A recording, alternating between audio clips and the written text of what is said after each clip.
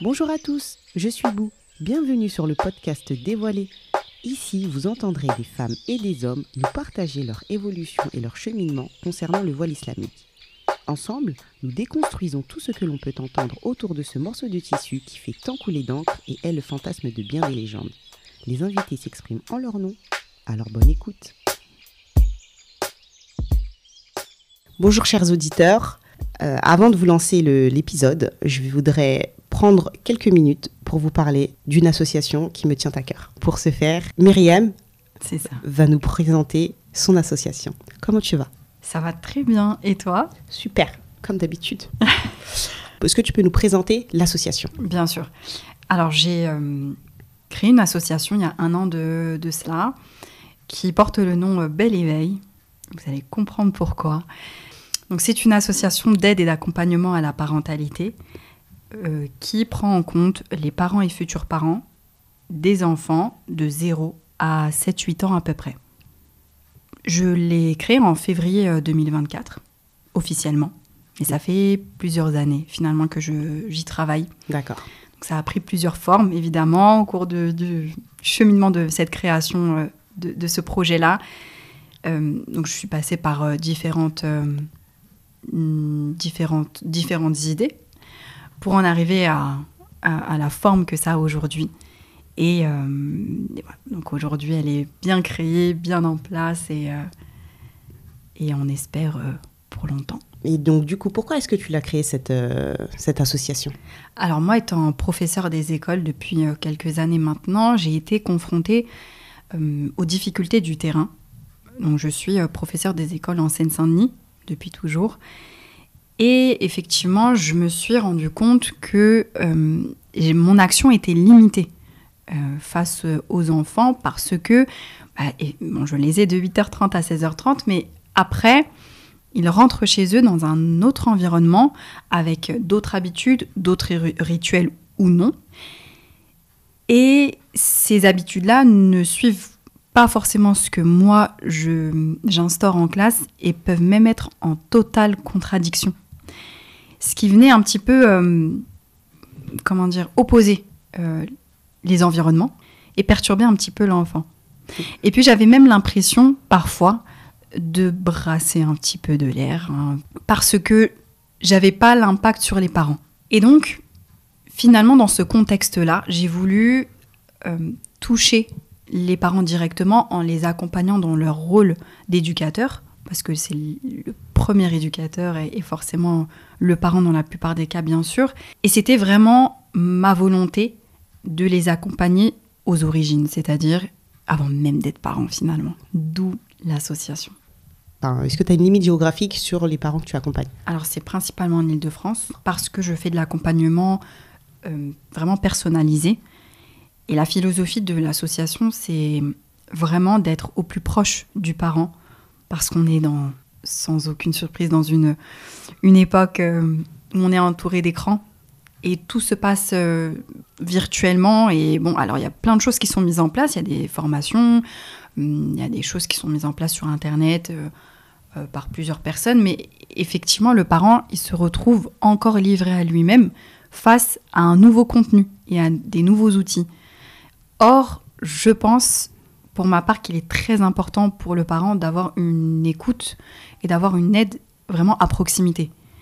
Et voilà, pour se déplacer, je me limite à l'Île-de-France. Oui. Parce que c'est plus simple. D'accord, donc c'est un accompagnement en présentiel. Complètement. Ok. Comment on fait pour te contacter ? Alors, j'ai une page Instagram. Oui. Donc c'est Bel, B-E-L-Éveil. Que vous aurez en description de l'épisode. Voilà. Et j'ai également là, une adresse mail, donc contact beléveil, tout attaché, @gmail.com. Que vous aurez aussi en description de l'épisode. Si on résume, tu fais de l'accompagnement à la parentalité. Ton public, c'est les adultes. Oui. Pour les enfants. Exactement. D'accord. Ouais. Ça se fait en présentiel. Oui. Et comment est-ce qu'on te contacte ? C'est avec les infos que tu viens de nous donner là, maintenant. C'est ça. Ok, écoute, on peut te souhaiter que de la réussite. Et chers auditeurs et auditrices, n'hésitez pas à faire appel à elle. Je la connais personnellement et je peux vous dire que ça ne sera que du plus. Je te remercie énormément. Avec plaisir. Allez, bonne écoute.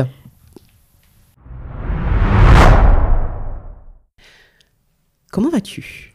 Ça va super, et toi? Très, très bien. Alhamdoulilah. Bah écoute, Déjà, je te remercie de te prêter à l'exercice. Et je vais te demander de te présenter. Alors, je m'appelle Lucie, j'ai 32 ans, j'ai 2 enfants, un garçon et une fille. J'ai 2 petites sœurs, je suis l'aînée et je suis mariée. J'habite depuis toujours à Agnières-sur-Seine. Yeah. Qu'est-ce que tu fais dans la vie? Alors, je m'occupe de ma maman. Ma maman est handicapée, elle est paraplégique. D'accord. Due à une maladie qui s'appelle la sclérose en plaques. Donc, je m'occupe d'elle, je suis son auxiliaire de vie au quotidien. D'accord, ok. Par choix ou par nécessité? Non, par choix. Par choix. Je travaillais avant un petit peu et puis après, la personne qui s'occupait d'elle est tombée enceinte et de fil en aiguille, j'ai repris le flambeau. Avant, j'étais son aidant familial, c'est-à-dire que les soirs et les week-ends. D'accord. Et ensuite, je suis devenue son employée donc, au quotidien. Et mes sœurs, elles font les soirs et les week-ends. C'est comme ça qu'on a trouvé notre équilibre maintenant. Ok. Bon, écoute, que Dieu vous accompagne dans Amin. cette aventure. Et j'espère que vous aurez plein Inch'Allah. de hasanat. Inch'Allah. On va parler de ton enfance. Ok. T'as grandi dans quel environnement? Est-ce que tu étais avec tes 2 parents? T'es de quelle origine aussi? On veut tout savoir. Alors, mon père est français, ma mère est algérienne, née en France. Donc, elle est issue de la deuxième... comment on dit? Génération Deuxième génération qui est arrivée. qui est arrivée. Ok. En fait, Ses parents sont venus en France et elle est née ici. D'accord. Et elle, c'est la plus grande de mon grand-père, mais ma grand-mère avait déjà des enfants. D'accord. Donc, j'ai grandi dans un environnement pas très, très sain. D'accord. J'avais mes 2 parents, mais c'était on se sépare, on se remet ensemble, on se sépare, on se remet ensemble, on fait un enfant, on se sépare, on se remet ensemble. Et ça jusqu'à l'âge de mes 13 ans. D'accord. Et à mes 13 ans, après, après des violences sur moi, ma mère, elle l'a mis dehors et on a coupé les ponts. On a coupé les ponts et c'est là qu'on a commencé à vivre, on va dire. D'accord. Donc, toi, Ouais. ta vie, pour toi, elle commence à partir du mes bons souvenirs commencent à partir de mes 13 ans. Parce qu'avant, c'était un environnement toxique, quoi. C'est ce qu'il ne faut pas faire vivre à ses enfants. Et nous, on l'a vécu, on va dire, de plein fouet. Donc, à 13 ans, ma mère, elle l'a mis dehors après une nuit où, ça y est, on avait atteint le maximum que je pouvais supporter, quoi. D'accord. Et donc, voilà. Et ta mère était déjà malade à ce moment-là? Oui, avant même que je naisse, ma mère était déjà malade. Elle avait 24 ans quand on lui a diagnostiqué la sclérose en plaques. Mais au début, c'était léger. Sauf que c'est une maladie qui évolue dans un environnement toxique, quand c'est pas sain, quand tu es stressé, angoissé. Donc, petit à petit, ça a évolué, mais... rapidement. En fait, ouais. Avec mon père, ça a évolué. Elle faisait des poussées, en fait, cette maladie. Elle te fait faire des poussées. La grossesse ralentit un petit peu. Oh, super. Mais une fois que la grossesse est passée et que la fatigue revient et tout ça, c'est encore pire qu'avant. Donc, en fait, c'est une maladie... Enfin, je connais pas... Enfin, je connais de nom, mais donc, ce que j'ai compris, c'est que c'est une maladie, quand tu l'as, il n'y a pas de remède. Exactement. Tu évolues que dans... C'est selon l'environnement. En fait, quand ça évolue, de toute façon, c'est pas pour du bien. C'est que tu perds de plus en plus de facultés, c'est ça? Exactement. Mais cette évolution, elle peut être plus ou moins rapide par rapport au mode de vie que tu as. Exactement. En fait. Il y a des gens qui ont cette maladie et Oui. qui n'ont aucune évolution pendant toute leur vie. Parce qu'ils n'ont pas de facteur de stress environnant, ils font attention à leur alimentation, ils font attention à comment ils ressentent les choses. Tout ça, en fait, c'est le global qui joue sur leur vie. Et quand au quotidien, tu es stressé, angoissé, ça accélère, on va dire, la maladie. Et puis, c'est des petites choses du quotidien qui font que tu ralentis. Tu t'en rends pas forcément compte sur le coup, mais tes jambes ne te tiennent plus suffisamment, tes bras ne sont plus toniques, tu perds une acuité visuelle, tu as des troubles de la déglutition, des troubles urinaires, des troubles sexuels. En fait, ça englobe le tout, cette maladie, mais ça peut être traité avec un environnement sain. D'accord. Et donc là, c'était pas le cas. Okay. Donc ma mère, en 10 ans, elle a perdu complètement l'usage de ses jambes. Et attends, quand je dis 10 ans, ouais, même avant. Parce que ma sœur est née la petite est née en 99. Et en 2002, ma mère a été hospitalisée parce que déjà, elle ne pouvait plus marcher sans se tenir à un fauteuil roulant. D'accord. Elle avait un peu de mal au début, donc elle a gardé la poussette de ma sœur jusqu'à ce que ma sœur ait 5 ans environ, pour pouvoir s'appuyer quand on sort, parce qu'elle avait honte d'avoir un fauteuil.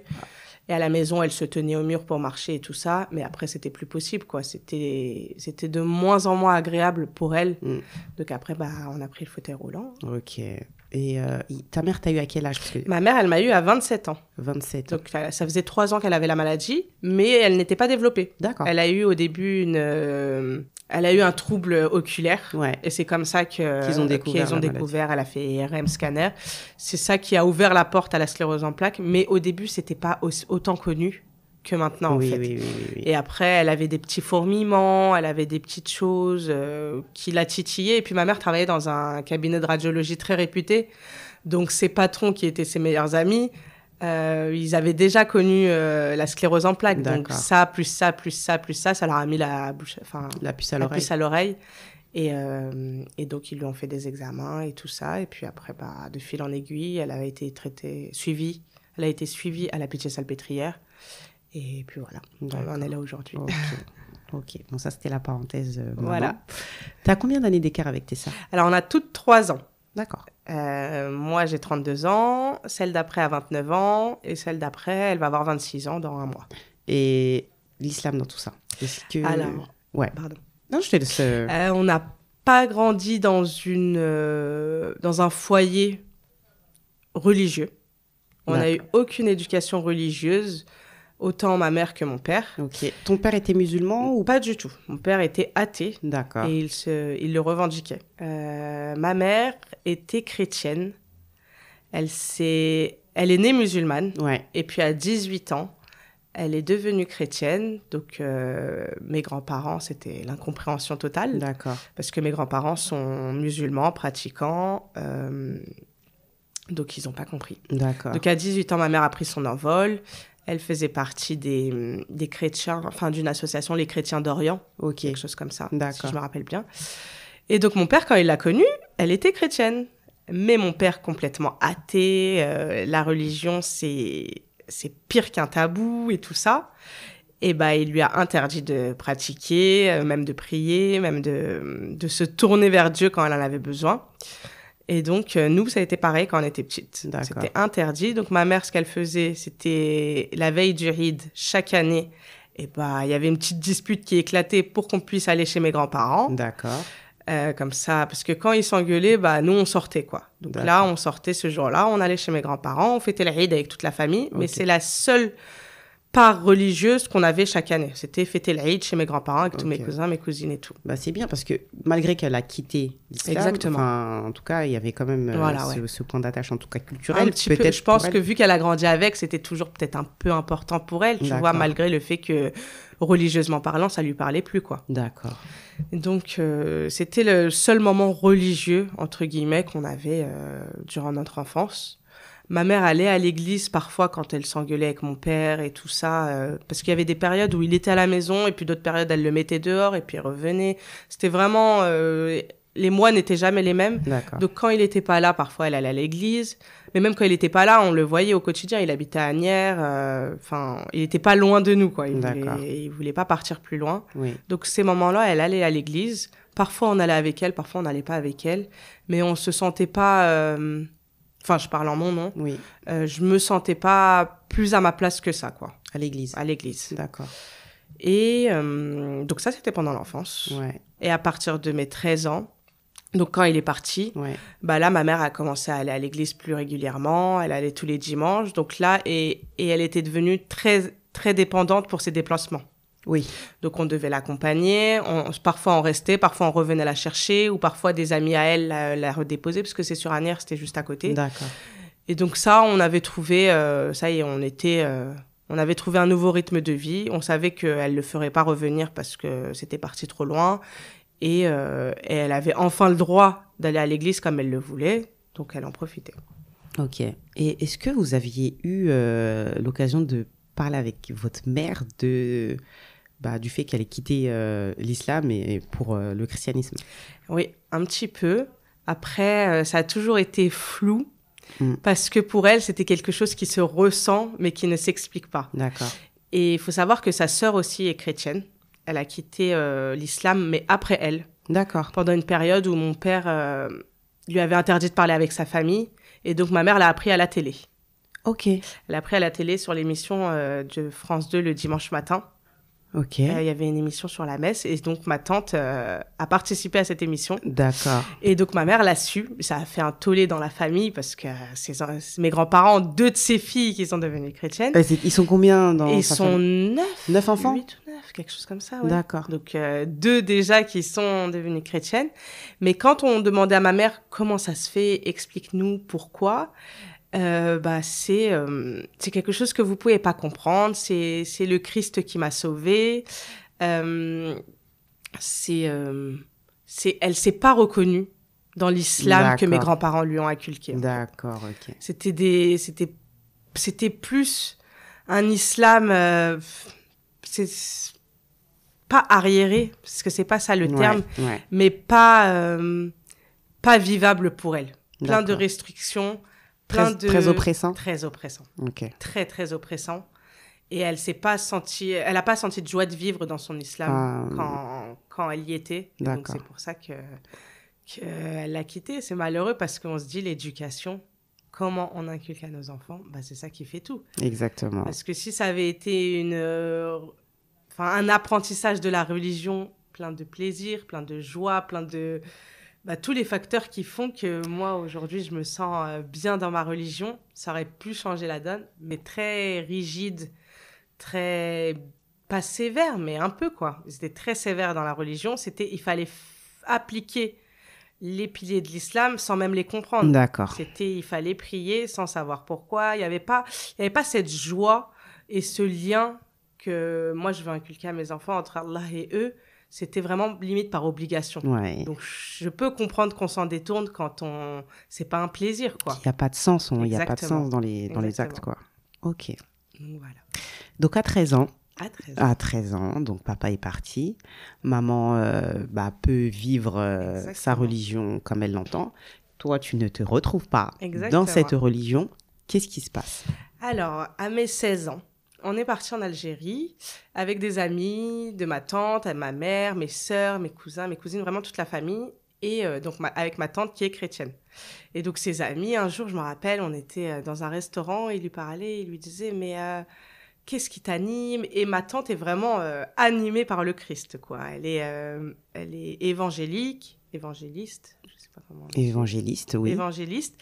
Donc elle est good vibes. Un jour, le Christ viendra vous sauver. Et donc moi, je pensais que les chrétiens, les musulmans avaient le même Dieu. D'accord. Mais pour elle, non. Et donc, elle parlait avec ses amis et en fait, pendant cette période-là, nous, on essayait d'aller à l'église avec ma mère, mais je parle pour moi, ça me titillait pas plus que ça. Et donc, cette conversation, je me rappelle, elle avait dit à ses amis, non, mais on n'a pas le même Dieu. Moi, le Christ, Jésus est mon Dieu. Et c'est ce truc-là qui m'a dit, mais comment c'est possible? Pourquoi Dieu? Et j'ai toujours cru en Dieu. C'est juste que je savais pas forcément comment, mais je priais Dieu quand mon père, ça allait pas, quand il était très méchant et tout. Quand je pleurais, je disais, mon Dieu, aide-moi. Et ne me fais pas vivre ça toute ma vie. Donc, je sais que je croyais en Dieu. Oui. Mais je savais pas lequel. D'accord. S'il y en avait plusieurs à cette période-là dans ma tête, je savais pas lequel. Et donc, ma tante, elle a dit, non, moi, mon Dieu, c'est Jésus. Et donc, moi, ça a résonné en moi. Je me suis dit, mais... Et ça a pris du temps pour le réaliser, parce que sur le coup, j'ai juste été interloquée, quoi. Ouais. Et après, avec le recul, mais comment elle me dit que son Dieu, il s'est mis en homme? Et ça a pas sonné vrai en moi. Donc ça, j'avais 16 ans à cette période-là. Donc, 16 ans, on va rentrer au lycée. Ouais. Et donc, j'avais des copines musulmanes, j'avais des amis qui étaient athées et tout ça. C'était divers, en fait, il n'y avait rien de plus. Mais j'avais une de mes meilleures amies chez qui j'allais. Elle priait, ses parents priaient et tout ça. Et ça allait être le ramadan bientôt. Et donc, un jour, j'avais mangé chez elle pendant le ramadan. Je mangeais souvent depuis des années. Et elle m'a dit, on va aller à la mosquée après. Je dis, j'aimerais bien aller avec toi. Mais je sais pas quoi faire. Elle m'a dit, il n'y a pas de souci, je te passe une robe et tout. Il faut que tu me suives dans les actes. Dans les signes de la prière, Ouais. parce que je ne savais pas du tout comment faire. Et t'inquiète pas. Donc, j'étais un peu stressée ce jour-là. Parce que c'est quelque chose de nouveau. Et en même temps, je ne vais pas dire que c'est quelque chose dont j'avais besoin, mais je pensais que ça pouvait me faire du bien. D'accord. Pourtant, cette période-là, ça allait. Bon, ma mère, elle était un peu dans une pente descendante par rapport à la maladie. Mais depuis que mon père était parti, depuis que mon père était parti, tout allait mieux. D'accord. Franchement, la vie était trop belle, quoi. Ma cousine, elle vivait chez nous un week-end sur 2. Donc, on a grandi ensemble. À partir de ce moment-là, on était collés H24. Franchement, tout allait bien. Donc, je pense que j'avais besoin de prier, mais je ne savais pas comment faire. D'accord. Donc, je suis allée avec elle à la mosquée, un peu stressée, un peu comment je vais faire et tout. Au final, ça s'est super bien passé. J'ai fait tous les signes comme elle, mais je ne savais pas ce que je faisais. Tu vois, c'était mon corps qui priait, mais pas ma tête. J'appelle ça la gymnastique. Exactement, c'était de la gymnastique. Mais c'est vrai, c'est véridique, parce que je ne savais rien, je ne savais même pas... je savais même pas que c'était en état de prosternation qu'on pouvait demander le plus de choses à Allah. Donc cette soirée, c'est fini. Trop bien, merci. Allez, à demain. Et je jeûnais. Je jeûnais. Bizarrement, je jeûnais. C'est cette année-là. Cette année-là, je jeûnais. Mais j'ai dit 16 ans, mais c'était mes 15 ans, pardon. D'accord. C'était mes 15 ans. Ouais. Je jeûnais, mais c'est tout. D'accord. Parce que ma cousine qui vivait chez moi, qui s'occupait de ma mère la journée, elle était musulmane, elle jeûnait. Donc, quand on en parlait, nous, on savait qu'on avait besoin de quelque chose, mais on ne savait pas encore quoi. Donc, tiens, je vais jeûner. D'accord. Et donc, c'est à partir de ce jour-là, quand je suis partie à la mosquée avec ma copine le soir, je lui ai dit, ça serait bien que j'apprenne ce qu'il faut faire. D'accord. Donc, elle m'a offert le petit livre, tu sais, qu'on offre aux enfants pour apprendre la prière. Ouais. Et donc ça, je l'ai appris pendant tout le mois du Ramadan. Oh là, je l'ai appris. Mais c'est trop bizarre, c'est parce qu'avec mes sœurs, on n'en parlait pas. D'accord. Mes sœurs, je crois qu'elles ne savaient pas que ce jour-là, j'ai été à la mosquée. D'accord. On partageait le fait qu'on jeûnait et donc qu'on allait manger ensemble à la rupture du jeûne, mais c'est tout. D'accord. Il n'y a rien d'autre, rien de plus. C'est quoi ta relation avec tes sœurs? À cette période-là, c'était pas fraternel plus que ça. D'accord. C'est... En fait, vu que ma mère était malade, moi, j'avais le rôle de la deuxième maman. D'accord. Ça veut dire que j'étais très autoritaire pour certaines choses, surtout avec la petite. Ouais. Avec la moyenne, on a souvent été en désaccord parce que quand il y avait mon père, j'avais l'impression qu'elle voulait toujours s'écraser devant lui, alors que moi, c'était pas du tout ma façon d'être et que c'est pour ça que moi... T'as pris cher quelque part. J'ai pris cher, exactement. Donc tu disais, donc toi t'avais un rôle de maman. De deuxième maman en fait. Et on n'était pas très, ça tactile on l'a jamais été, mais on n'était pas très démonstrative. C'était vraiment, on est des sœurs mais sans plus quoi. D'accord. Sans plus à cette période-là. Donc, on partageait pas du tout ces choses-là. Les choses de l'intimité. Voilà, pas du tout. Et surtout, apprendre à prier, c'était de l'ordre du plus privé qui puisse exister pour moi. C'était pas une honte, mais j'étais tellement gênée. C'était limite tabou. Genre, si elles étaient tombées sur mon livre, mon petit livre pour apprendre la prière, j'aurais voulu disparaître. J'aurais pas su quoi dire. À ce point. Alors qu'aujourd'hui, si on parle pas de religion une fois par jour, on parle pas. Ok, d'accord. C'est fou, hein. Mais donc oui, voilà, à cette période-là, c'était pas du tout... On n'était pas complices. On n'était pas plus fraternels que ça, quoi. D'accord. C'est dommage. Ouais, bon, après... Alhamdoulilah, avec les Dora, tout change. Exactement. Ouais. Mais donc, du coup, pendant le mois du Ramadan, tu apprends à faire la prière et tout. Mais est-ce que tu te dis que il faut te convertir? Est-ce qu'il y a quelque chose à faire pour officialiser ton amour pour l'islam? Exactement. Je me dis, mais je suis pas musulmane. Qu'est-ce que je vais faire? Et en fait, en lisant, c'est un peu le début d'Internet et tout ça, tu vois. En lisant, je me rends compte que c'est qu'entre moi et Dieu. Il ne faut pas attendre de se sentir prête pour pouvoir faire la shahada, mais que quand tu le fais, tu deviens musulmane. À cette période-là, je ne sais pas tout ce que ça engendre. Je n'assimile pas du tout ça au port du voile, ni au bon comportement, ni... J'assimile ça, je pense, que aux jeunes et à la prière. D'accord. Et à la prière, pas la prière 5 fois par jour. La prière du Ramadan pour le Tarawih. D'accord. À cette période-là. Ok. Parce que quand j'apprends à faire la prière, c'est juste pour le soir quand je vais au Tarawih. D'accord. Donc, on va dire que pendant ce Ramadan-là, j'ai prié l'Aïcha et le Tarawih. D'accord. Ok. Et donc, je me dis, oui, il faut que je fasse quelque chose, mais qu'entre moi et Allah. Je ne suis jamais allée voir un imam ou quoi pour me dire je vais être reconnue musulmane. Et donc, un jour, comme ça, avec mon petit livre, j'ai récité la shahada et je me suis dit, là, je suis musulmane. D'accord. Mais je ne savais pas du tout ce que ça impliquait. D'accord. Exactement.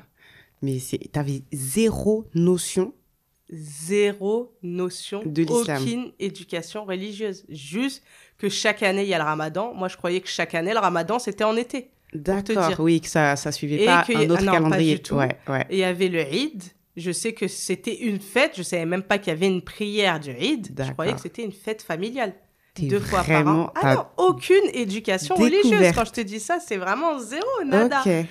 Mais parce que ta famille, la famille du côté de ta mère, donc, et même tes grands-parents. Il n'y a que mes grands-parents qui sont pratiquants. D'accord. Et une de leurs filles qui est devenue pratiquante à cette période-là, mais elle vit en Angleterre. Ah, ok, ouais. Donc, je savais qu'ils priaient tous les jours et tout ça, parce que mes grands-parents, dès qu'ils venaient à la maison, ils allaient prier. Mais je ne savais pas que c'était à des temps déterminés. Je ne savais pas que c'était 5 fois par jour, ou en tout cas, c'était vague.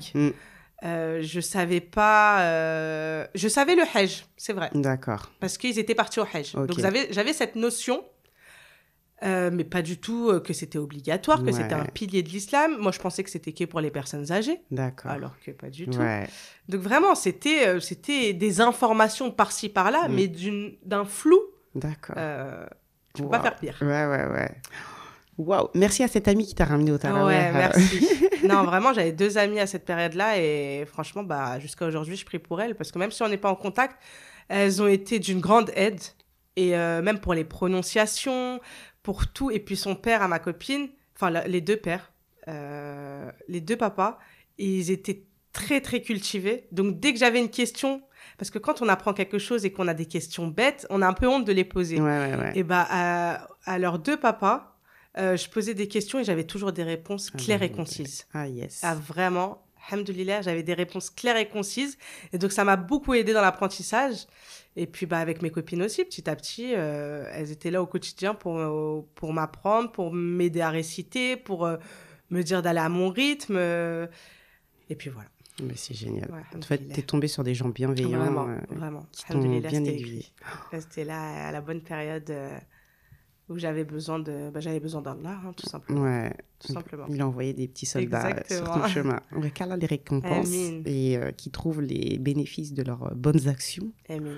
Alors, j'avais une autre question. Tu fais ta shahada, tu es musulmane, tu continues à prier le Isha et le Tarawih. Voilà. À quel moment tu te questionnes plus sur la suite? À partir de ce moment-là. D'accord. À partir de ce moment-là, je commence à m'acheter des livres. Je vais à Couronne. Ouais, Couronne. Station Couronne. Là. La station Couronne sur Paris. Je m'achète des livres. Je veux apprendre, en fait. Je me rends compte que je suis une inculte niveau islam, mais donc j'ai ce besoin de me cultiver en fait. J'ai besoin d'apprendre pour savoir, pour être sûre dans mon choix en fait. Je sais que j'ai besoin d'Allah, mais j'ai besoin de le connaître pour savoir comment l'adorer et tout ça. Et même si là, à cette période-là, j'ai l'impression que c'est que la prière qui fait de toi une musulmane, tu vois. J'ai besoin de lire. Donc, c'est cette période-là. Je me rappelle, j'ai 15 ans, je vais aller sur mes 16 ans, je vais entrer au lycée et commence petit à petit mes lectures et tout ça. Ensuite, donc je lis. Je fais la prière de temps en temps, j'arrête. Toujours quand je suis chez mes copines, on fait ensemble. Oui. Mais après, le soir, par exemple, s'il me manque le Maghreb et l'Aïcha, je ne vais pas forcément faire. Je ne suis pas du tout assidue. Ouais. Et ça pendant presque une année. D'accord. Et puis, à mes 16 ans, vraiment, là, je commence, je me dis, je vais prier, en fait. Pourquoi un jour oui, un jour non? Non, je vais prier. Et donc là, le prochain ramadan, je prie, je me réveille, je prie, je mange, on va à la mosquée le soir, et puis la routine est lancée, quoi. D'accord. J'ai envie de te dire. Et donc là, j'ai mes 17 ans. Donc là, c'est pendant l'année de mes 16 ans. Donc mes 17 ans arrivent. Donc ça y est, je fais la prière. Avec des baisses de foi, parfois pendant l'année, j'arrête un peu. Quand le soir, faut tout rattraper, tout ça, je suis pas assidue. Mais je sais qu'il faut prier, quoi. Vient l'année du bac, j'ai mon bac, je vais en vacances au Maroc avec des copines. Et là, je prie pas. Je prie pas des vacances. Je crois que j'ai prié une fois. D'accord. Je prie pas des vacances, pas du tout assidue. Limite, parce que je suis partie avec un autre groupe de copines, on n'en parle pas plus que ça. Pas assidue du tout. Après, je reviens. Mais attends, petite question. Est-ce que tu as identifié la cause qui a fait que tu n'as pas prié du tout pendant ces 2 mois? J'ai pas entretenu, en fait. Okay. J'ai pas entretenu mes lectures. J'ai pas entretenu... J'étais dans un autre groupe d'amis où on sortait beaucoup et tout ça. Et donc... où il n'y avait pas... on n'en parlait pas. C'était pas comme avec mes 2 autres copines où on D'accord. en parlait, où c'était nos sujets, même quand j'allais chez elles avec leurs parents et tout ça. Ça, mes autres copines, on n'en parlait pas plus que ça. Donc, c'est pas que je me suis détachée, mais j'ai moins été assidue. Et en fait, vu que chez moi, j'en parlais avec personne... Ouais. Personne. Je crois que mes sœurs, elles savaient que j'allais à la mosquée pendant le tarawih pendant ce ramadan-là. Oui. Mais parfois, elles pensaient que j'étais juste chez ma copine. D'accord. Parce que j'avais pas encore... Si, j'avais une tenue de prière à la maison. Oui. Mais je la prenais pas dehors. D'accord. Elle sortait pas avec moi. Donc, c'est quand j'allais chez ma copine qu'elle me prêtait un gilbeb et qu'on allait à la mosquée avec. Donc, cet été-là, j'ai pas prié plus que ça. Enfin, non. Cette période-là où on était au Maroc, j'ai pas prié plus que ça. Mais je suis revenue. Et je suis retournée au Maroc avec une de mes copines avec qui j'ai appris à faire la prière. D'accord. Et là, on priait ensemble. Ouais. On priait ensemble et tout. Donc là, je sais pas si c'est bien de dire ça m'a remotivée, mais ça m'a remis en fait les idées en place. Pourtant, je sais pas si j'avais conscience que d'arrêter la prière, c'était gravissime. Tu vois, là, avec du recul, je me dis c'est un truc de fou.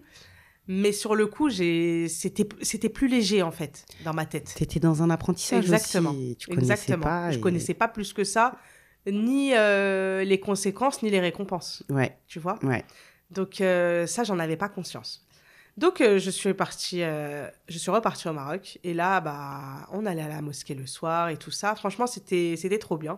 Et donc, je pense que c'est à partir de ce moment-là que j'ai été beaucoup plus assidue. Donc, l'année passe, on fait l'année scolaire.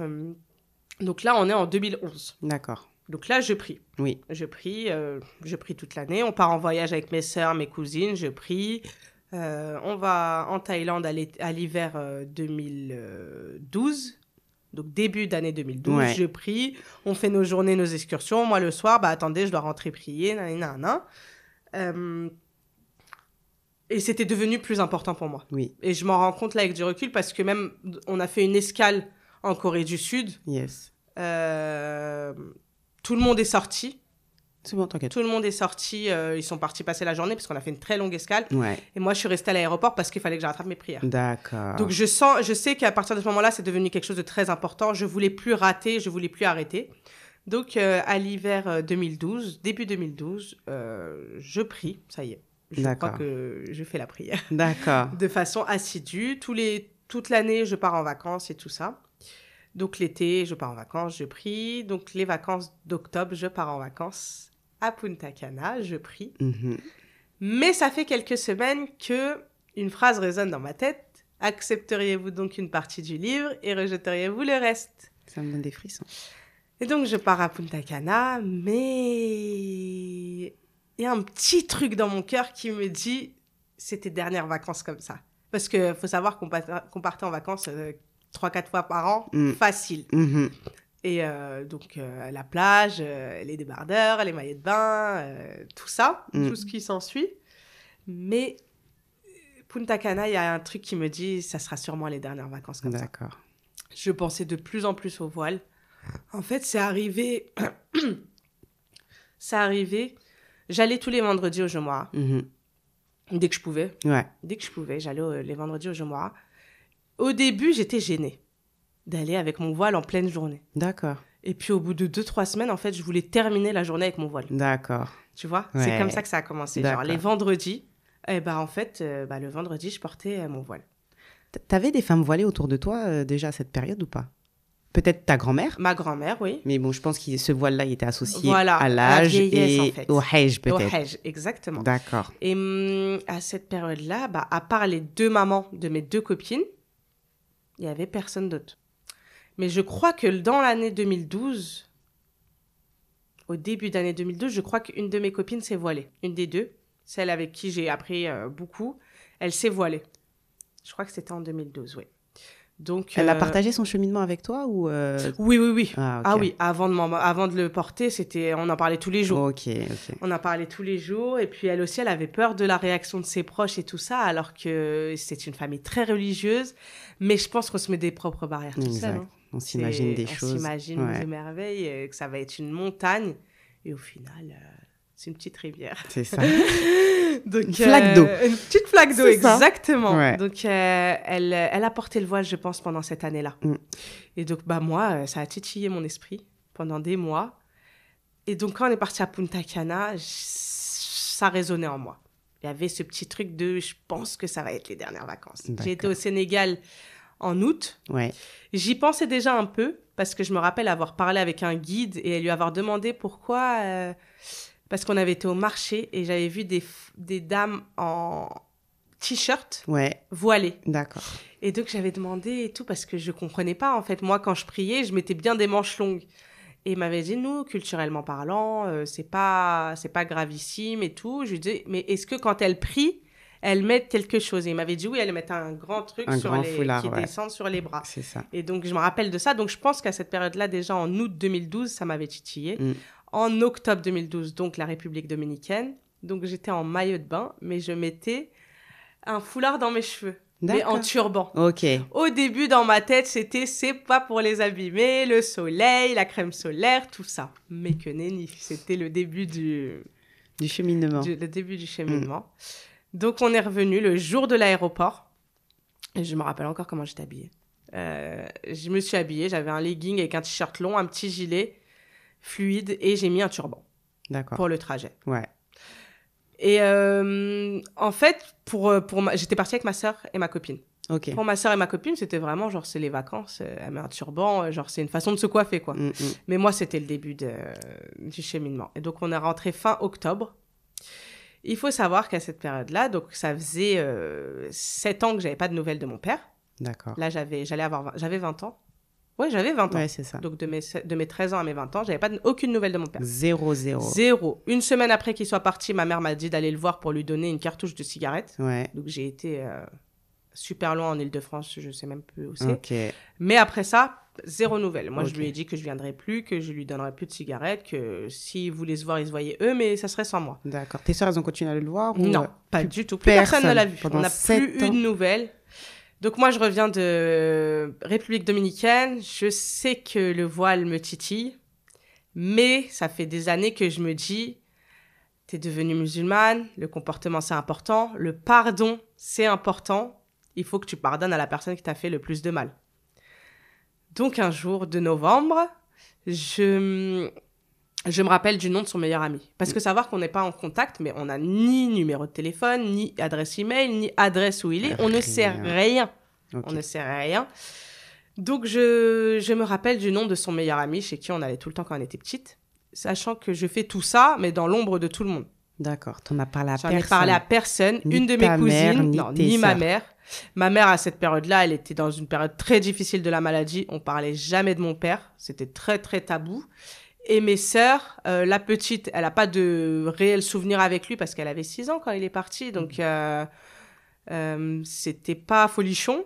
Et la moyenne, c'est très tabou de parler de mon père avec elle. D'accord. Donc, j'en ai parlé à personne qu'à ma cousine. Donc, ce jour-là, je me rappelle du nom de son meilleur ami. Hop, Internet est notre ami. Je trouve son numéro de téléphone. Je l'appelle. Bonjour, c'est Lucie. Je ne sais pas si tu te souviens de moi. Je suis la fille de un tel. Quand j'étais petite, on venait souvent chez toi. Oui, je me rappelle très bien de toi. Il est très surpris, je me rappelle très bien de toi, mais qu'est-ce qui se passe? Je lui dis, j'ai pas de nouvelles de mon père depuis des années. On s'est quitté en mauvais termes, mais j'ai grandi, je vais avoir 20 ans. Je voulais savoir si tu es toujours en contact avec lui. Donc là, je sens qu'il est un peu en retrait. Oui, je suis toujours en contact avec lui, mais je ne sais pas ce que j'ai le droit de te dire. Donc, je vais le contacter et je vais voir avec lui. Ok, pas de souci, je te laisse mon numéro, je te laisse mon mail, s'il préfère parler par mail ou par SMS, peu importe, tu me dis. Ok, il me rappelle dans la journée. Donc, j'ai appelé ton père, je l'ai eu. Il est un peu fatigué en ce moment, mais il a bien pris connaissance que tu veux reprendre contact avec lui. Faut que je te dise, il a un cancer de la gorge. Il est en pleine chimiothérapie, donc ça l'épuise beaucoup. Donc, je lui ai donné ton numéro de téléphone. Il va te contacter par SMS parce qu'il n'a plus beaucoup de voix pour discuter de vive voix. Je dis d'accord. Donc, bon, là, j'apprends le truc. C'est pas du tout un coup de massue parce que même si j'ai pardonné, en découvrant la religion, j'ai appris que qui fait le bien aura le bien, qui fait le mal aura le mal, tu vois. Donc, c'est pas un coup de massue pour moi, c'est juste une nouvelle. Ok. C'est pas une mauvaise nouvelle, mais c'est juste une nouvelle à prendre en compte. D'accord. Je m'attendais pas à ça, c'est vrai, parce que je m'attendais juste à reprendre contact et lui dire que je lui pardonne, pour moi, mais c'est tout. Donc, 2-3 jours après, il m'envoie un SMS. Donc, je lui demande est-ce que je peux l'appeler. Il me dit oui. Mais je sens que la conversation téléphonique, elle va être très brève parce que c'est inaudible, en fait. Il a très peu de son qui sort de la bouche. Oui. Il tousse beaucoup.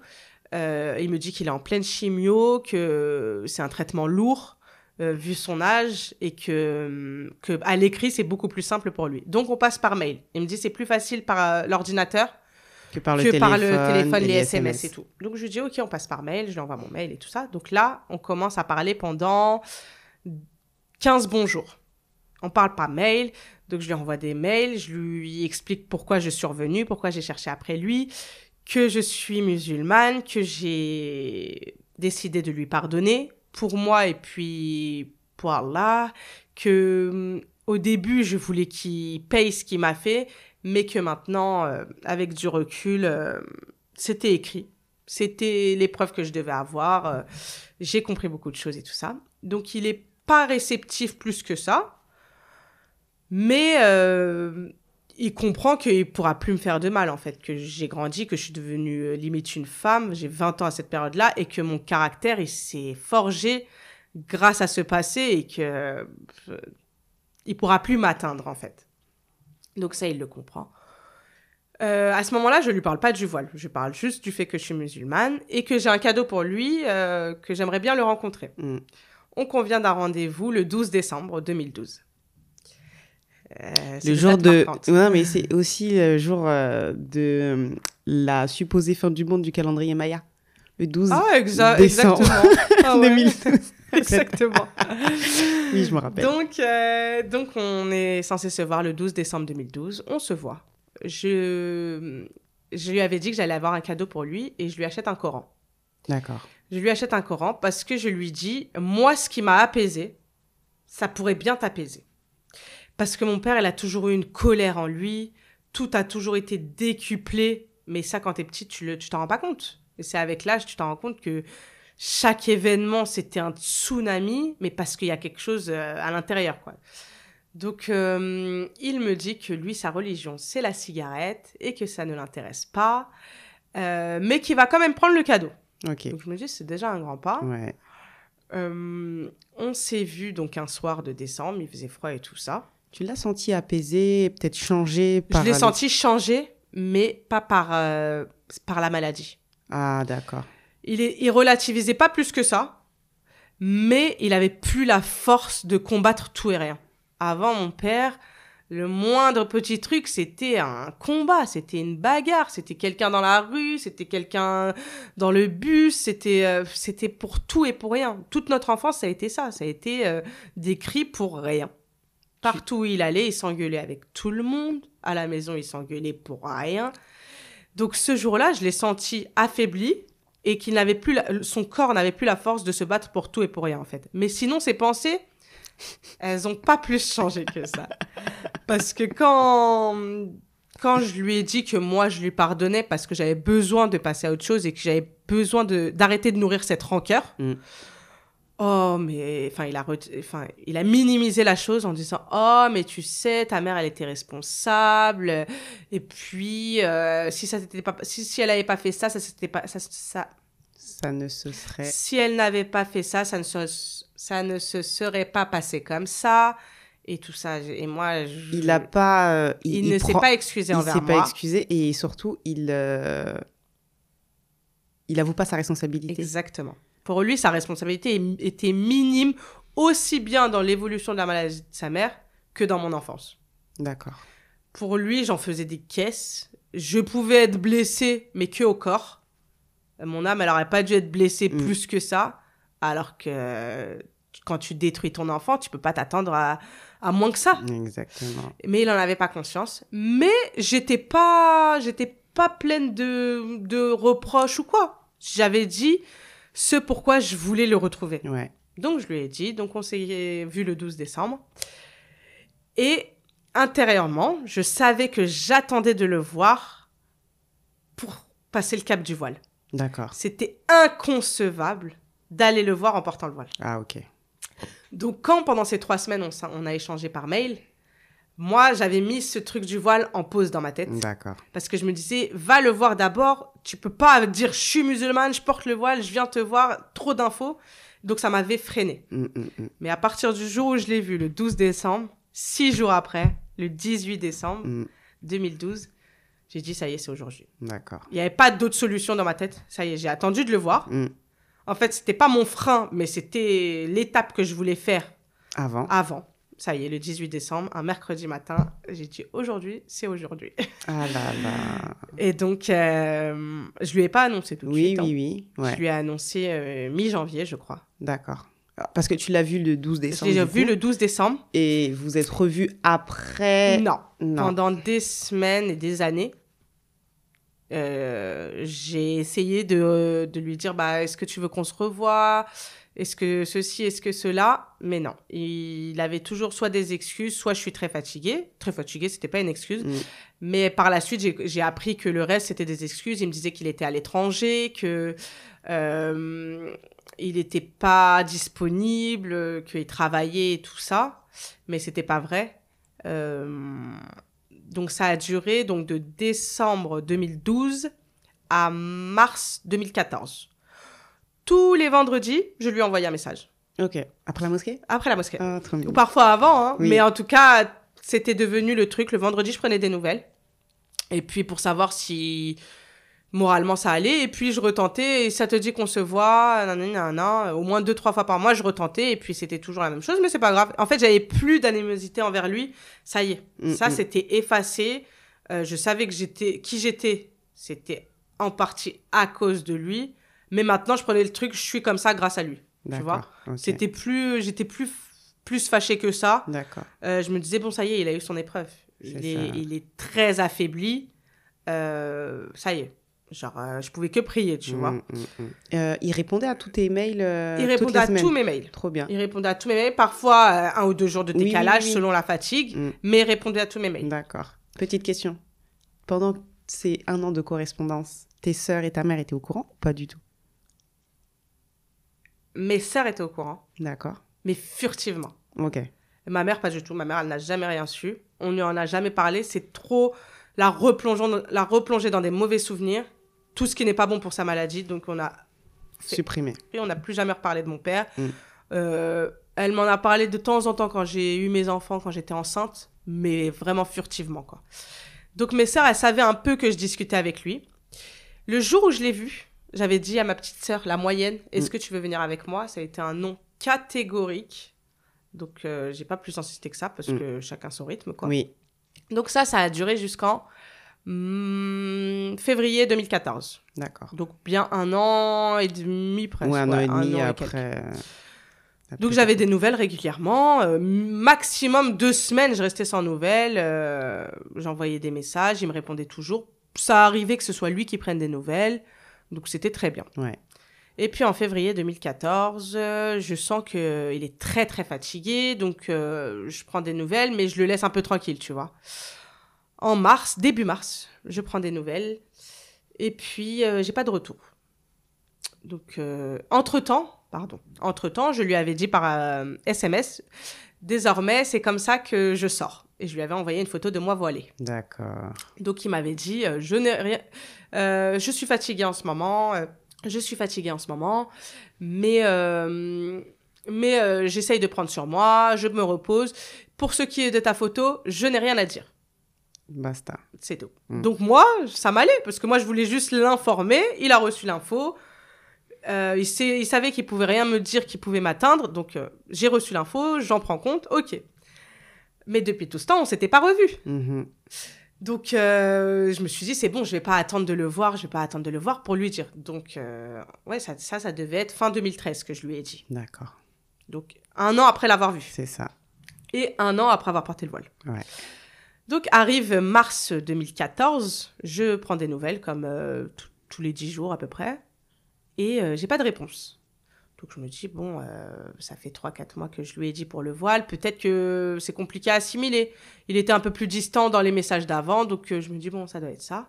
Puis, 1 semaine, 2 semaines, 3 semaines, j'appelle le numéro. Et puis, j'ai pas de retour, ni par mail. Je me dis, bon, bah, c'est bizarre. Et puis, entre-temps, il m'avait dit que son meilleur ami, par qui je l'avais retrouvé, était décédé.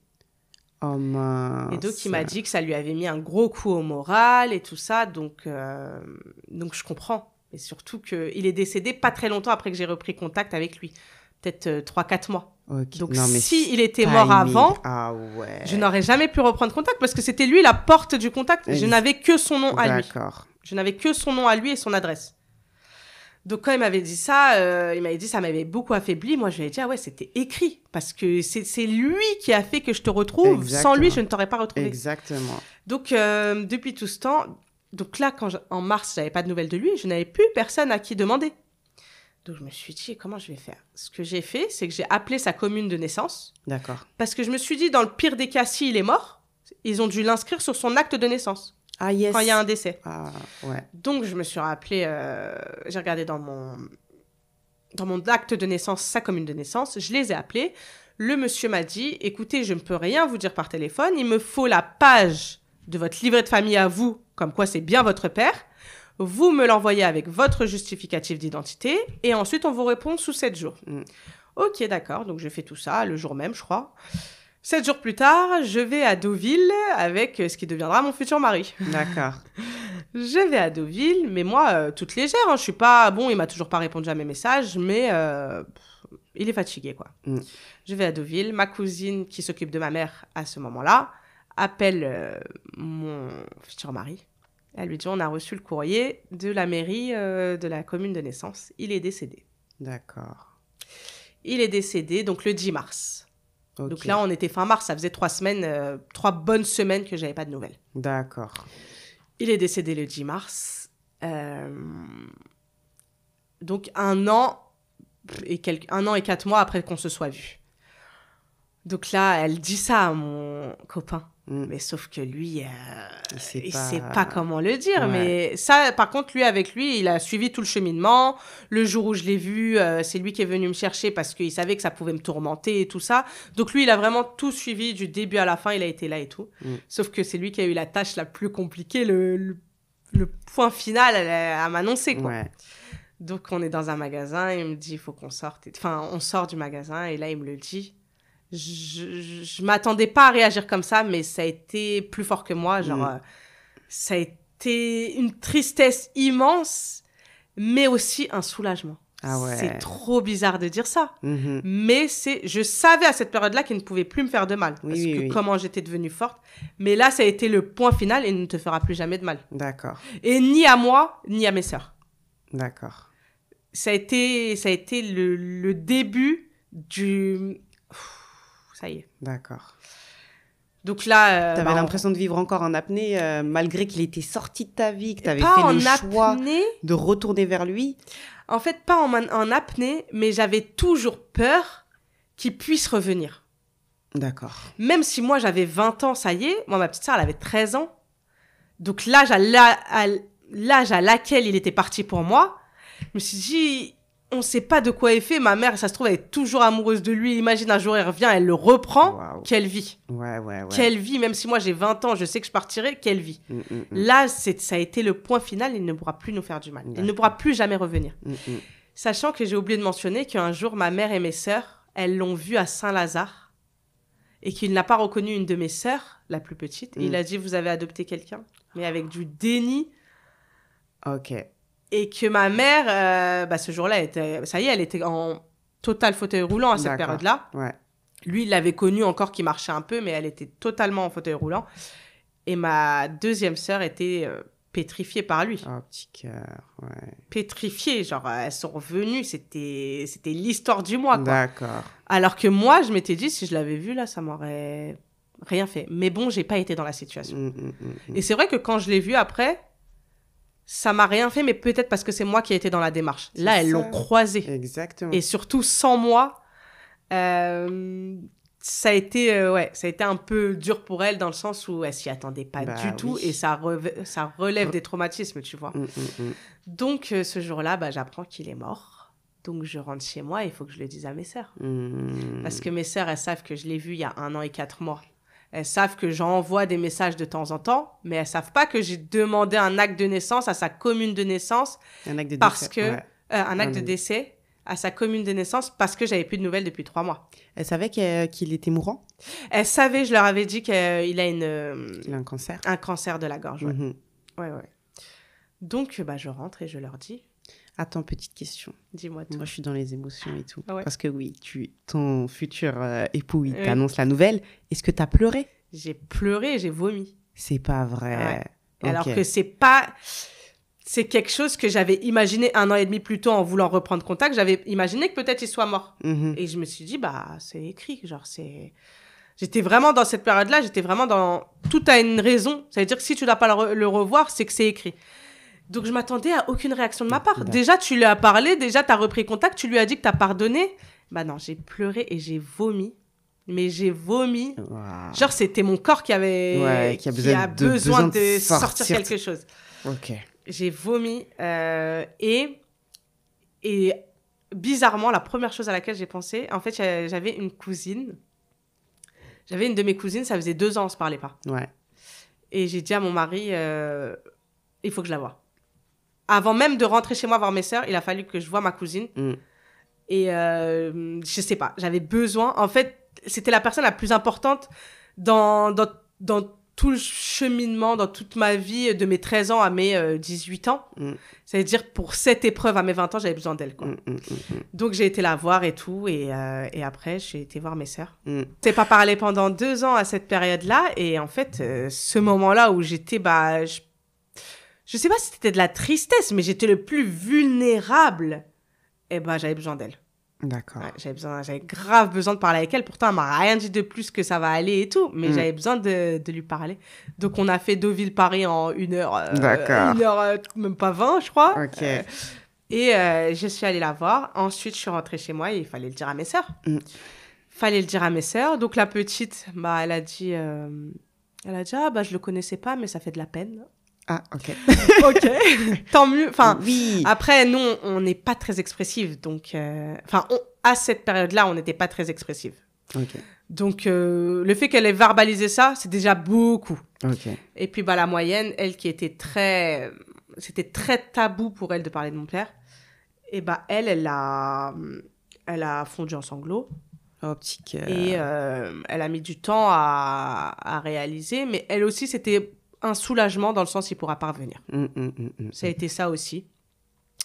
Et donc voilà, c'est le début de votre père est mort. Ok.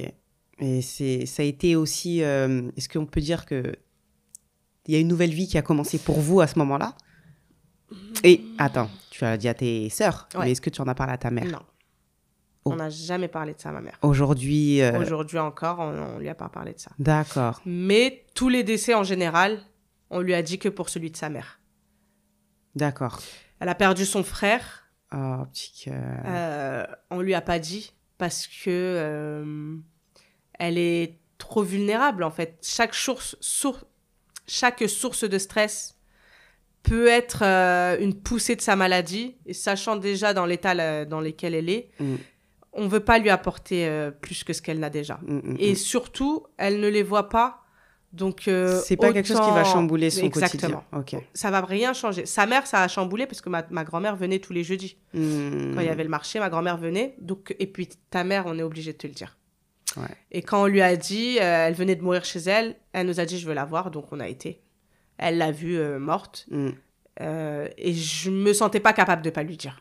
Parce que c'est sa mère. Quoi. Ouais. Mais sinon, mon père, on n'a jamais reparlé d'elle. On n'a pas trouvé l'information utile à partager avec elle. D'accord. Donc voilà. Ok. Après, une nouvelle vie après ça, c'est bizarre de dire ça, mais j'étais pas encore du tout dans le projet d'être mère, mais c'était la seule chose de me dire, mes enfants, ils n'auront pas de grand-père. Mais c'était pas négatif. Pour moi, c'était positif. Ah, ok. Ils ne connaîtront pas ce grand-père. Ok. C'était juste ça. Après, le reste, j'étais pas plus triste que ça. Le jour même, j'étais un peu triste et tout. Enfin, tous les 10 du mois, on va dire que j'étais un peu triste dans le sens où je me disais, je lui ai donné le Coran, mais je sais même pas s'il l'a lu. En fait, je me sentais coupable de pas... C'est bizarre de dire ça, de ne pas l'avoir sauvé. Mais tu peux pas sauver quelqu'un, en fait. C'est Allah qui guide, c'est Allah qui égare, donc... t'as fait les causes. J'ai fait les causes, Le résultat ne t'appartient pas. C'est ça. Et en fait, je me sentais responsable du résultat, mais non, je le suis pas, en fait. Donc après, ça allait mieux. En fait, ma vie, elle a repris son cours, ah bah, ton père, il est mort. Tu lis encore, les mails? Ouais. Est-ce qu'il t'arrive de les relire? Je les ai relus il y a 5 ans, quand j'étais enceinte de ma fille. Ah ouais? Ouais. Quand j'étais enceinte de ma fille, j'ai relu un peu. Et les SMS, par contre, j'avais du mal à changer de téléphone. Parce que tu voulais pas les perdre. Parce que je voulais pas les perdre, mais pourtant, en me souvenant, il y avait rien de fantastique. Oui, mais c'est quand même l'héritage de ta relation. En fait, c'est ça. Sachant qu'après sa mort, j'ai voulu savoir ce qu'il était. Parce que moi, j'ai appris le 31 mars, mais ça faisait 21 jours qu'il était mort. Parce que dans l'acte des décès, il y avait écrit le 10 mars. Et je me suis dit, ça fait 21 jours, mais il a été enterré. Qui s'est occupé de lui? Qui s'est occupé de lui? Personne n'a cherché après ses enfants. Parce qu'il faut savoir que nous, on est 3 filles. On est les 3 filles de mon père, mais qu'avant nous, il a eu 2 enfants. Un garçon et une fille. D'accord. Qui sont beaucoup plus âgés que nous. Ouais. Donc je me suis dit, il est mort tout seul. Il est mort comment? Et personne n'a pris contact. On a la même adresse depuis que j'ai 6 ans. Donc plein de choses qui font que... Plein de facteurs qui font qu'on aurait dû être au courant. Donc, ce que j'ai fait ce jour-là... Non, le lendemain, Donc, le lendemain, je me suis rappelé que mon père, il avait toujours le même mot de passe partout, depuis qu'on était petite. D'accord.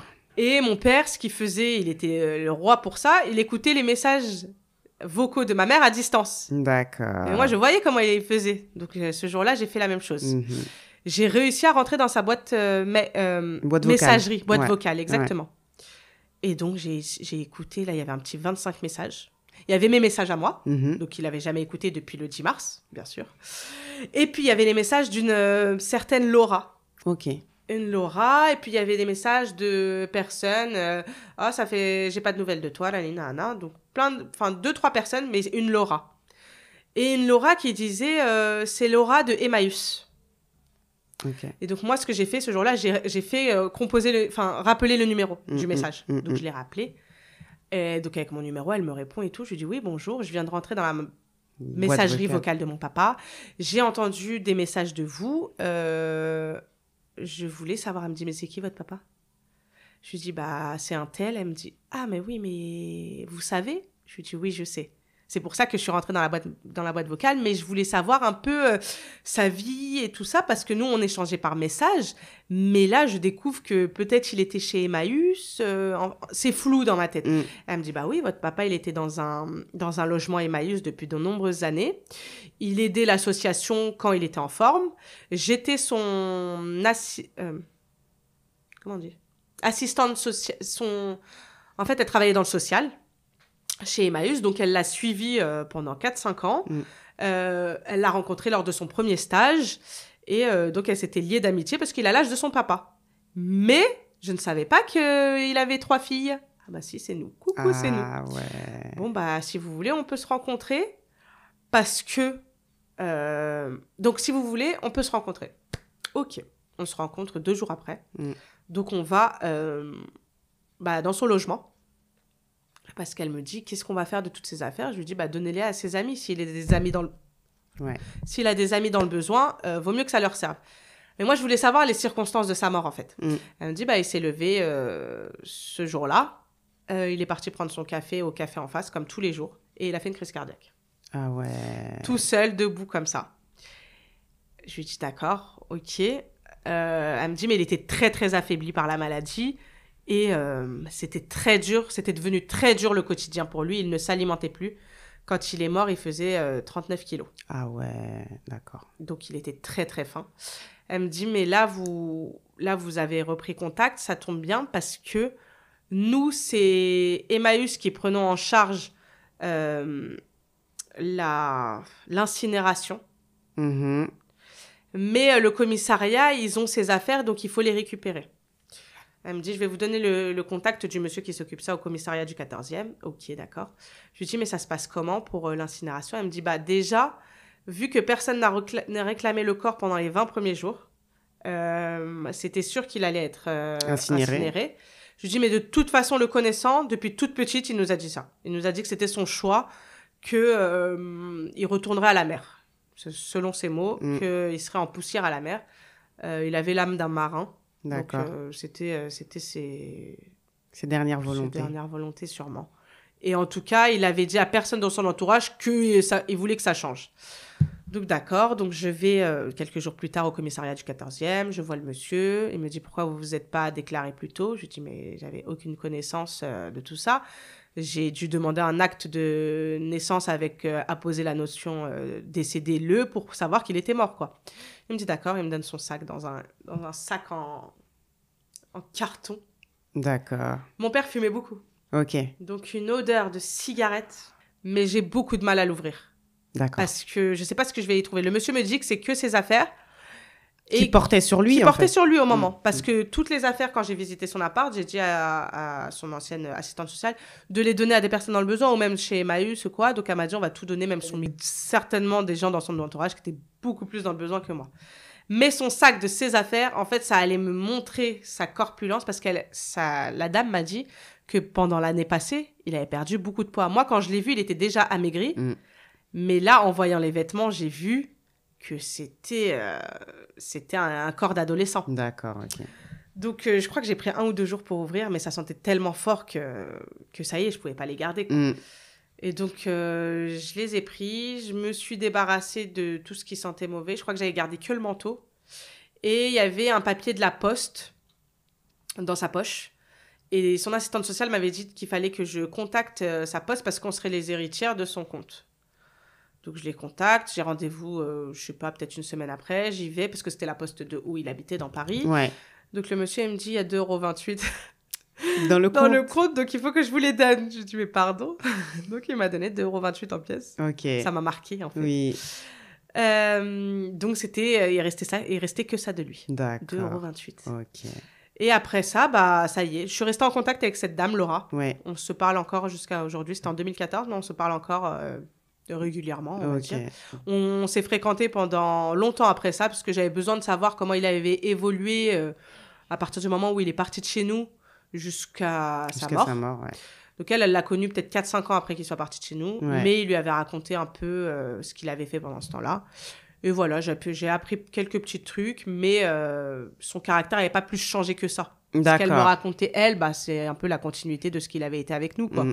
Certes, il n'était pas violent avec les gens de l'extérieur, mais il était un peu psychorigide et tout ça. Okay. Et voilà, c'est comme ça que la page sur lui s'est terminée, quoi. D'accord. Ok. Bon, écoute, vous n'aviez pas d'éléments de la manière dans laquelle l'environnement dans lequel il a grandi? Après coup, j'ai retrouvé sa sœur. Ok. Ils étaient que 2 enfants? Ils étaient 4 enfants. Ok. Il avait 3 sœurs. D'accord. Et lui, c'était le plus petit, le seul garçon. Ouais. Donc, quand ça y est, j'ai accusé le coup de son décès et tout ça, j'ai dit, mais est-ce que ses sœurs sont au courant? Je ne sais pas. Parce que moi, quand il vivait chez nous, il avait des contacts avec une des sœurs, mais les autres, pas du tout. D'accord. Mais je me dis, avec l'âge, ceci faisant cela, est-ce qu'il a gardé des bons contacts avec cette sœur? Et donc, moi, cette sœur, à chaque vacances, quand on partait, je lui écrivais une carte postale. D'accord. Donc, l'adresse, elle est dans ma tête. Oui. Depuis que j'avais 6 ans que je savais écrire, j'écrivais une carte postale à chaque vacances. D'accord. Donc, j'ai l'adresse. J'ai le nom et l'adresse. Donc, j'ai écrit une lettre en expliquant que c'est Lucie, votre nièce, que j'ai grandi, j'ai 20 ans, que mes sœurs ont tel et tel âge, que j'ai repris contact avec mon père, donc ton frère, et que depuis, j'ai appris son décès, que je ne sais pas si vous êtes en contact, mais en tout cas, ni dans son téléphone, ni dans ses messages, j'ai vu une quelconque trace de vous. Donc, est-ce que vous pouvez me contacter ? 3-4 jours après avoir envoyé la lettre, il m'appelle. Ma tante et son mari m'appellent. D'accord. Et ils me disent qu'ils n'étaient pas du tout au courant, qu'ils n'avaient plus de contact depuis plus de 10 ans. Ah ouais. Donc presque à la même période de quand il est parti de chez nous. Ouais. Que la lettre est très bien rédigée, qu'il y a tous les éléments, en fait, qu'ils ont tous su, ils ne sont pas restés en apnée, ils ont tous su d'un coup. Et qu'ils savaient qu'il était parti de chez nous, qu'il avait été méchant, mais ils ne savaient pas les circonstances et tout ça. D'accord. À ce moment-là, je lui dis, bah écoute, on pourra en discuter un jour. Elle me dit, bah ce serait bien que tu viennes à la maison. Ok, je vais venir à la maison. Elle habite en région parisienne ? Pas du tout. Ah, okay. Elle habite dans le Loir-et-Cher. D'accord. Donc moi, j'ai mon permis à cette période-là, mais je porte le voile. Ah Sachant que sa sœur est un peu... tout ce qui est religieux, ils sont athées en fait. D'accord. Ils n'ont pas eu un environnement... Non, c'est faux de dire ça. Ils ont eu un environnement religieux chrétien. Ils ont été au catéchisme quand ils étaient petits. Mais est-ce que c'est pas ça qui est la cause de leur Peut-être. athéisme ? Okay. Donc moi, à cette période-là, cette tante, la dernière fois que je l'ai vue, j'avais 12 ans. Ouais. Donc on n'a jamais parlé de choses... Son enfance. Sur son enfance, de choses vraiment profondes. Donc je lui dis, ok, je viendrai, mais j'ose pas dire que je porte le voile. Je sais pas pourquoi. Ça y est, je reviens dans une nouvelle angoisse de quelqu'un d'autre, en fait. Mon père, ça y est, il l'a su et puis il n'est plus là pour en juger. Mais je vais aller voir sa sœur avec mon voile. Donc, quelques mois plus tard, ouais, il fait beau, donc ça devait être au mois de juin. C'est la première fois que j'y vais, c'est au mois de juin, ouais. On est au mois de juin, et ben, je vais y aller. Je sais que son mari est très, très cool, très gentil, chacun fait ce qu'il veut, chacun ses opinions, chacun ses croyances, mais elle, eh ben, elle est un peu comme mon père. Okay. Donc, j'y vais en turban. Et avec un foulard, genre... Sur le cou, le foulard des allergies. Là. Yeah. J'ai attrapé froid, tu vois. Pas. J'y vais, je passe le week-end là-bas. Et mon oncle, il comprend tout de suite que je porte le voile parce qu'elle me dit tu manges de tout ? Non, je mange pas de viande. Et puis, on va faire les courses et puis je m'achète du poisson et tout ça. Donc, mon oncle, il comprend tout de suite, mais il dit rien. Okay. Comme toujours, comme quand j'étais petite, tout le temps, mais laissez-les tranquilles, tu vois. Donc, et elle, on commence à parler un peu de mon père et tout. Elle me disait, mais il était très, très dur. Donc, je lui dis, mais pourquoi ? Et en fait, bah, il avait 3 sœurs. Donc, ma grand-mère, que je n'ai jamais connue, j'ai jamais connu ses parents, avait 3 filles et elle avait toujours rêvé d'avoir un garçon. Et il est né 10 ans après la dernière des filles, à peu près. Donc, quand elle l'a eu, ça a été l'enfant roi. D'accord. On ne lui avait jamais dit non. Okay. Donc, quand dans la vie active, on lui disait non, et lui, il savait que rendre par les coups. Okay. Il paraît que son père était un peu autoritaire. Donc, c'est pour ça que lui a été beaucoup autoritaire. D'accord. Paraît-il. Nous, il nous a toujours dit que notre grand-père était dans l'armée. Avec du recul, j'ai retrouvé ses autres enfants. On a discuté. Pas du tout. Mon grand-père était cordonnier. Ok. Donc, même ça, il s'est inventé un peu une histoire pour justifier sa droiture, son sa sens rigidité. Exactement. Ouais. Sa rigidité, son sens des angles, son sens de tout était au carré. Et nous, on pensait que c'était par rapport à l'armée, parce que faire ton lit au carré, c'est dans l'armée. En fait, non. Ok. Donc, voilà. Donc, je vois cette tante 1 fois, 2 fois, 3 fois. Un jour, mon futur mari vient et tout.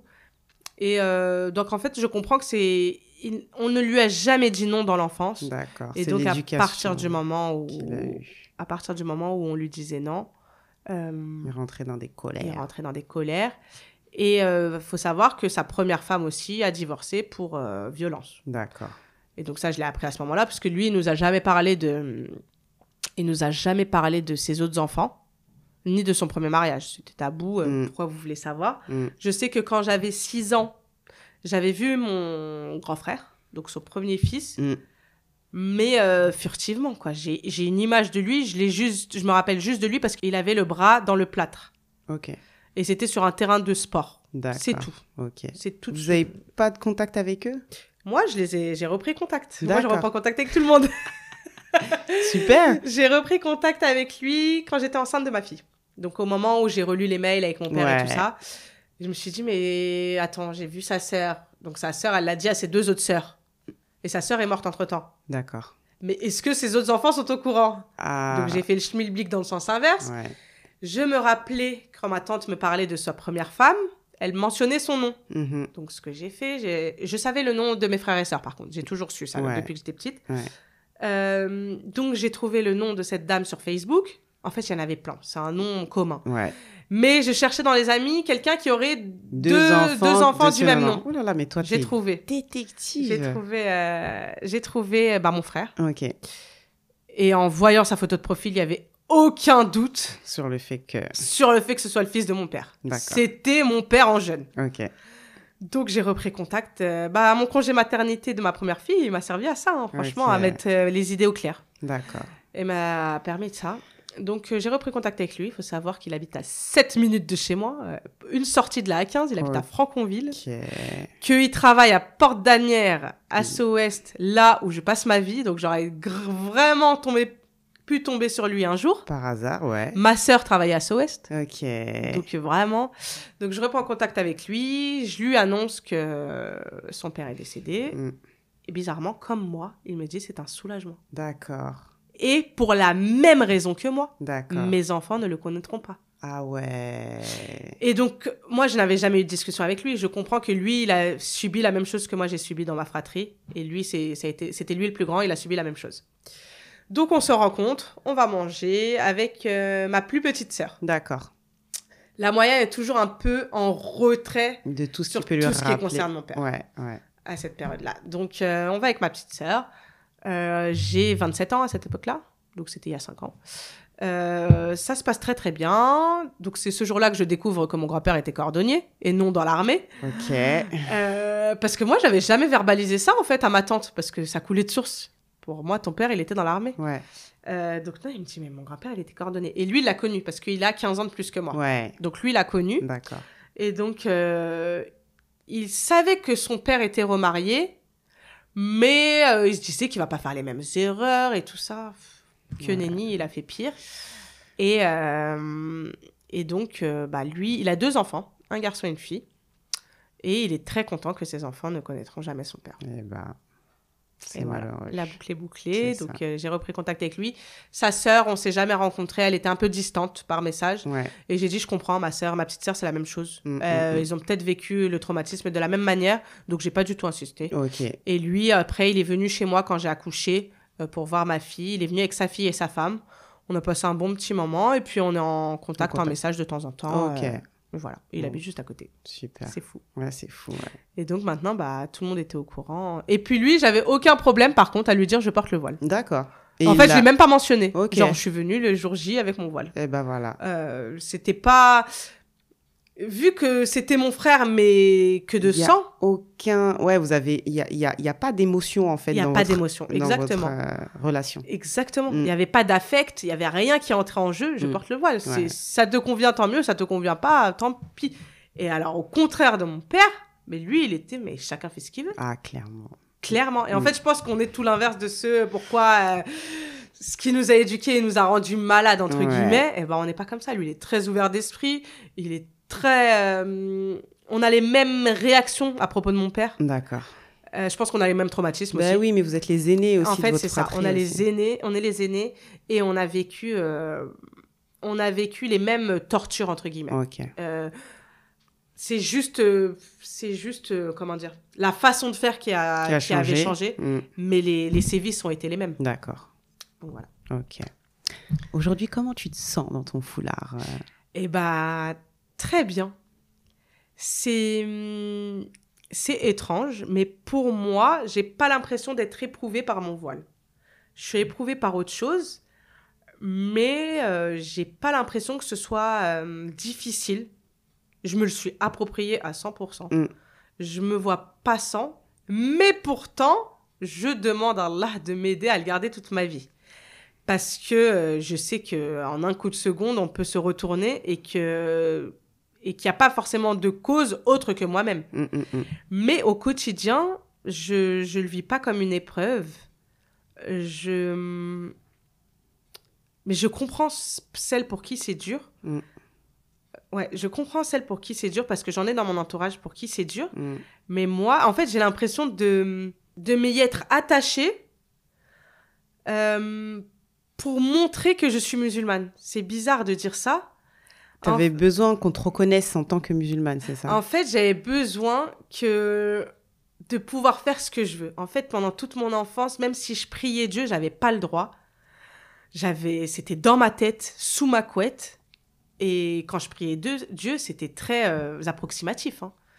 Il y avait rien de... C'était juste par rapport à ma souffrance, en fait. Oui. Donc, j'avais pas le droit d'extérioriser.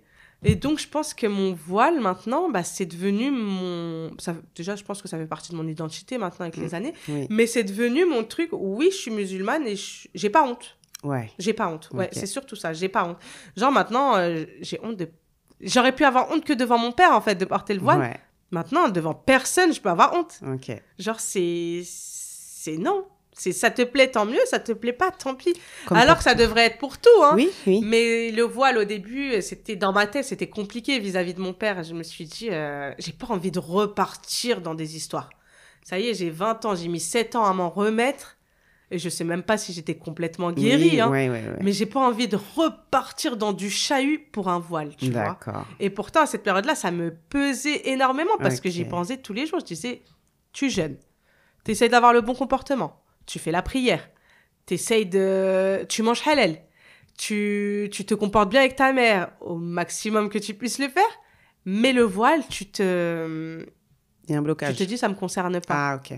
Mais non, ça te concerne. Oui, Et c'est oui. comme ça que mon cheminement, il a commencé. D'accord. C'est vraiment, t'acceptes une partie et tu rejettes le reste. Tu fais tes choix, en fait. Ouais.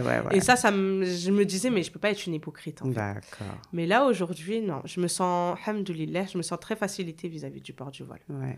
Après, j'ai pas l'impression de le porter de manière très légiférée. Mais je me Qu'est-ce sens que tu bien. entends par là? Dis-moi, parce que là, tu es face à moi. Je ne vois que ton visage et tes mains. Oui. Ouais, non, c'est vrai. Mais on va dire que je mets encore des pantalons et tout ça. Et Est-ce que tu as entendu parler d'une phrase qui dit que la femme n'a pas le droit de porter de pantalon? Non. Je pense que le culturel ne doit pas prendre la place sur la religion. Dans quel sens? Dans le sens où j'imagine le port du voile avec des grandes robes et tout ça. Mais d'un autre côté, je me dis, pour dehors, est-ce que je suis obligée?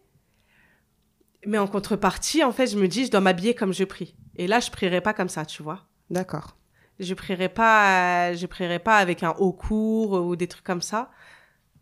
Donc, en fait, mais c'est un juste milieu à trouver, tu vois. Mais vraiment, je me sens bien comme ça. Je sais qu'on peut faire toujours mieux. Ça, j'en ai conscience que je peux faire toujours mieux. Mais je me sens bien pour l'instant comme ça. Ok, alhamdoulilah. Alhamdoulilah. Est-ce que tu as des souhaits pour l'avenir? Est-ce qu'on peut te souhaiter des choses? Le paradis.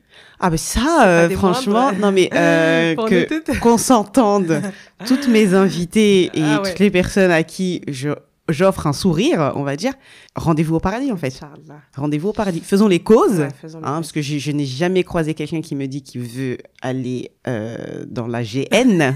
Faisons les causes pour le paradis. Ouais. Et c'est tout ce que je te souhaite de toute Moi façon. aussi, hein. À toi et toute ta famille. Merci beaucoup, c'est très gentil. Mais sinon, d'apprendre à apprivoiser mes traumas. Ouais, Ils se sont révélés encore plus en étant devenue mère. ouais.